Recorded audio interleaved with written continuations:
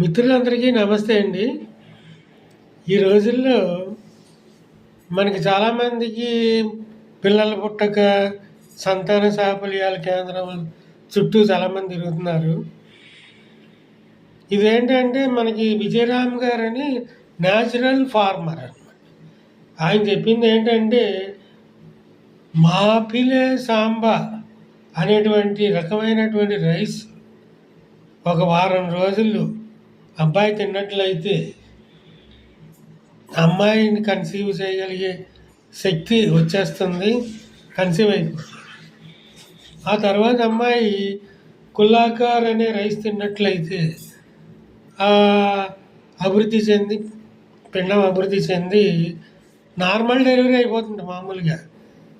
దాంతోపాటు ఆయన ఈ ఆవు నెయ్యి కూడా కేజీ సప్లై చేస్తున్నారు.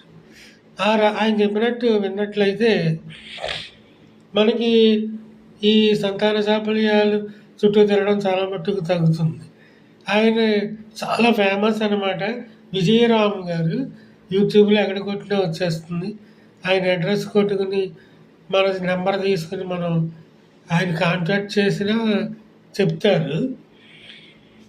మరి అయితే ఆయన చెప్పేది ఏంటంటే ఈ రైసుల్లో కూడా బీపీటీ, సోనా మసూరి అసలు తినకూడదు, శత్రువు కూడా తినకూడదు, యువకు పెట్టకూడదు అటువంటి అన్నం అని చెప్పేసి అన్నాడు.